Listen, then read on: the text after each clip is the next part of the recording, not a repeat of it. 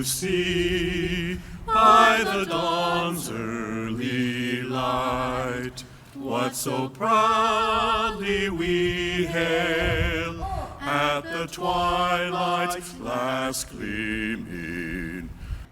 Welcome to this 32nd annual Caltrans Workers Memorial. We have had 2 years of virtual ceremonies, as some of you know, but being able to be here like this today with family, friends, co-workers, and loved ones has a completely different meaning now, doesn't it? And so because of that, I want to say a special thank you to everyone who has made this journey today, because we are gathered again for a day that is important here today, but ripples outward.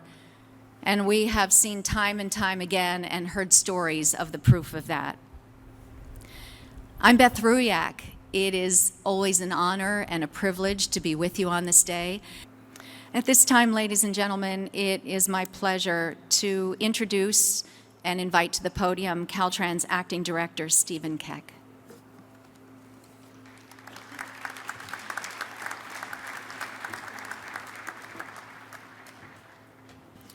Thank you, Beth, for being here and for your continued support of Caltrans. I know this is, I think I heard 10 years that you've been doing this, and really appreciate your participation here. Good morning to everyone here today and those who might be participating remotely. I am Stephen Keck, the Acting Director of Caltrans, and while it is an honor to serve in the role leading this department, to lead this, our sacred Caltrans ceremony, is a distinct and entirely different level of honor. I can tell you that without a doubt, today's focus, our Workers' Memorial, is probably, no, it's not probably, it is the most important thing I'm going to do as director today. Those who come to participate in this Workers' Memorial, whether they're up here speaking or all of you who came to support, we all share an important role. That role is to provide space for us to have memories, to share memories of our cherished fallen workers, and to adequately convey the high recognition deserved by each and every woman, man, family member who have made the ultimate sacrifice in service of the state. No other event that we hold at Caltrans is blanketed in such reverence and admiration. And this year, though, we have lost a true anchor to these memorial services. Mr. Heinz Heckeroth, who passed away this last March. Having founded the California Transportation Foundation in 1988, Heinz really made possible this Caltrans Workers Memorial that we have today. And to my knowledge, he's never missed attending a single observance. CTF's mission is summarized in 3 words: to recognize, to remember, and to educate. And through his work, Heinz consistently applied those 3 principles to significant purpose. Not only was he a longtime champion and advocate of the transportation community, he enthusiastically dedicated his life to it. Through 2 full 30-plus year careers in transportation, 33 at Caltrans, the remainder as part of CTF, he enthusiastically contributed to being a true friend to all those who work in transportation. We honor him here today as well, and he will be missed. Together, we mourn our 189 fallen Caltrans workers, and although we have been very fortunate to have not lost any over the last 3 years, the same cannot be said for our contractors, who absolutely are considered part of our family. Since last year's memorial, we lost at least 2 contract partners while they were working on our projects. We honor them, and our hearts go out to their families as well. All of those who were taken from us while working, while demonstrating their steadfast commitment to the people of California, I know that you, the families, have great pride for your lost loved ones, And I hope you know we do too. They made the ultimate sacrifice while serving others, and their names will be forever linked with true dedication, service, and benefit to the greater good. We hold our Caltrans fallen workers and our fallen contracting partners in high esteem. We preserve their memories and never, ever forget their sacrifice. I would like to introduce Secretary Tokes Amoshakin, Secretary of the California State Transportation Agency. Of course, we also know him as Director of Caltrans from 2019 until just recently in March. In his time at Caltrans, then Director Amoshakin oversaw the implementation of new safety policies that will help to increase safety for all who use and work on our roadways. I would like to personally thank him and welcome him up to the podium now.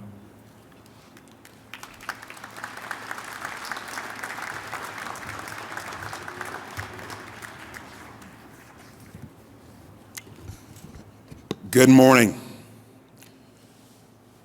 Thank you, Acting Director Keck, for those comments. Very touching. It is a tremendous honor for me to be here this morning. Again, I am Tokes Amoshakin, Secretary of the California State Transportation Agency and former Caltrans Director.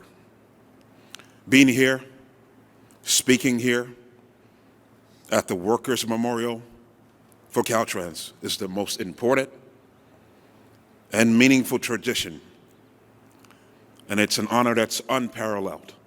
Since we started chronicling these devastating losses in 1921, 189 lives of Caltrans family members were tragically cut short. Our hearts remain extremely heavy.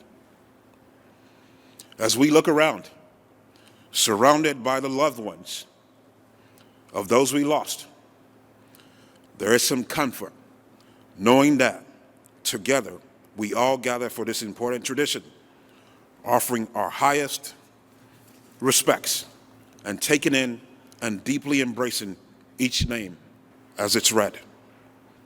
The women and men we continue to mourn came from a cross-section of ages, roles, and backgrounds. But there's one specific element linking them all together.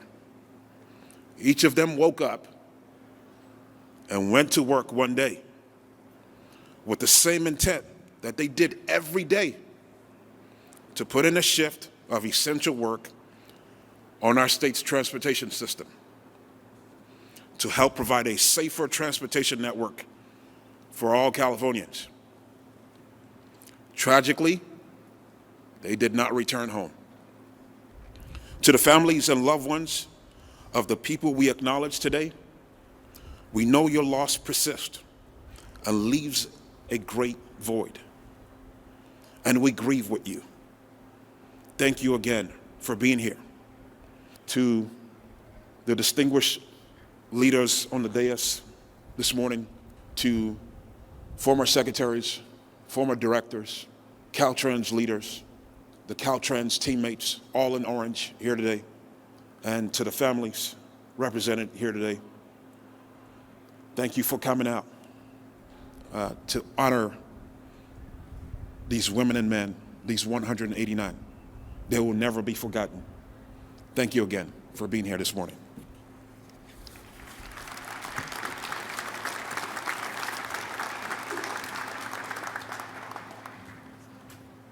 We are privileged to have with us, and I would like to introduce the Honorable Laura Friedman, Chair of the California Assembly Transportation Committee. Thank you.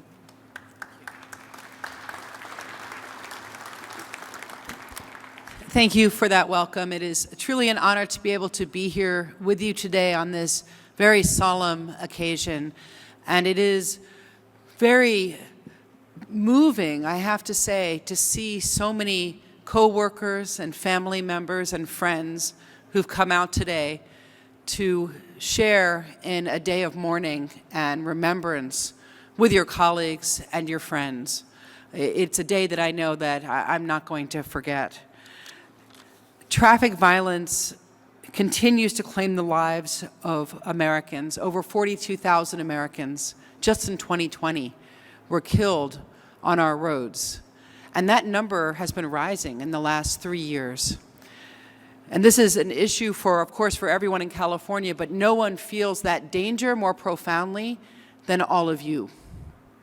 Highway construction and maintenance is one of the most hazardous occupations in the United States. It's also one of the most necessary occupations to keep those numbers from climbing even higher.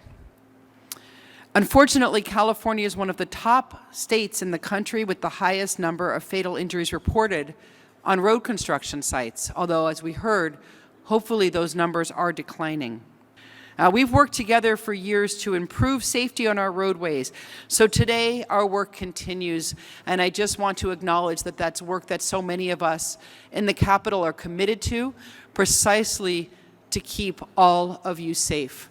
Today, my heart goes out to you, and all of California stands in remembrance of our fallen workers. Thank you.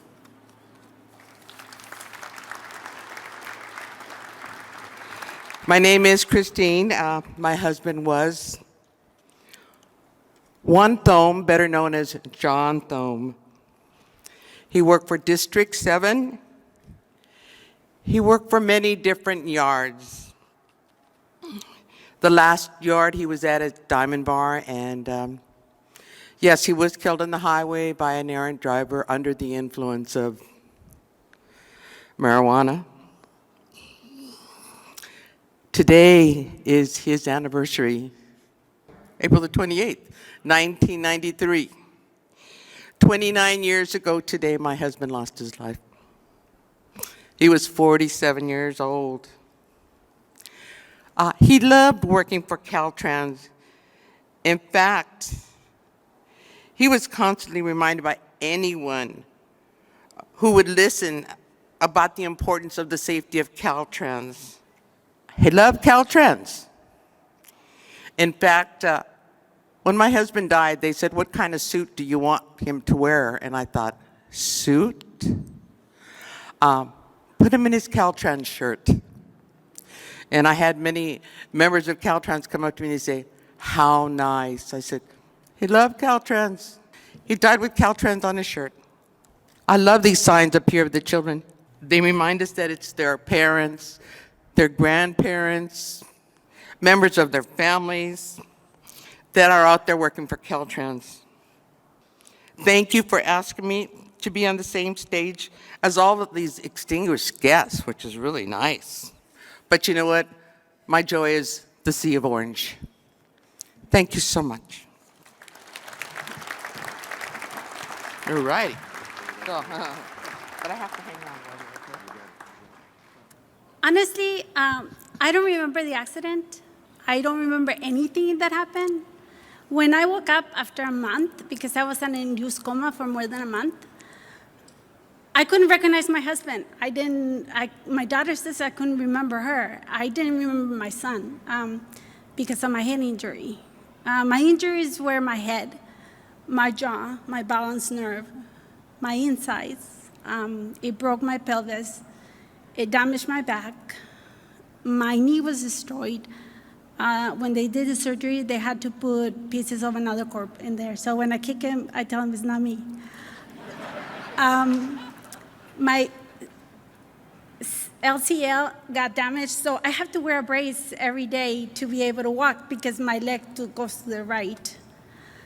And the bones came out of my leg. It cut a piece of my leg, so I was bleeding everywhere. That month that I was asleep, more than a month that I was asleep, I couldn't remember anything. So people would come to see me at the hospital, and they would be crying. And I would keep thinking, why are they crying? But I didn't realize until I saw myself in the mirror. I was like 78 pounds. And I was 135 pretty much when I was working out in the field. I was 78 pounds, and I was bald from one side, so I looked like a skeleton. And then I realized how bad my accident was. It's been tough. My leg reminds me I have to wear a brace to walk. My brace and my back remind me every day of my accident. And it also is a struggle. I went through a lot of depression, and I went to Casa Colina. It's a place for rehab, like almost for 2 years, to help me how to do everything again. I couldn't pretty much do nothing. I couldn't dress myself. My hand was like this, stuck like this, because of how I was broken. And I couldn't walk, and I had to use a walker, and I couldn't use the walker, and I couldn't push myself. So I needed help for everything, even to put on my socks. And I couldn't take a shower, so they had to teach me how to become dependable again, how to be independent, to be able to do everything on my own. I feel sorry for everybody that went to work and didn't come back like I did. For 2 months, I didn't come back home, but at least I came back home. All broken up and tore up, but I came back home. Thank you for your service, that the people who died on the accident, thank God I didn't. I felt like I hold on to him, and he helped me through everything. And thank you so much for having me here.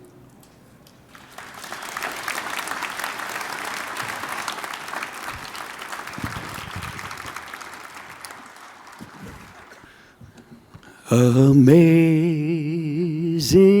grace, how sweet the sound that saved a wretch like me. I once was lost, but now am found, was blind, but now I see. When we've been there 10,000 years, bright shining as the sun, we've no less days to sing God's praise than when we first begun.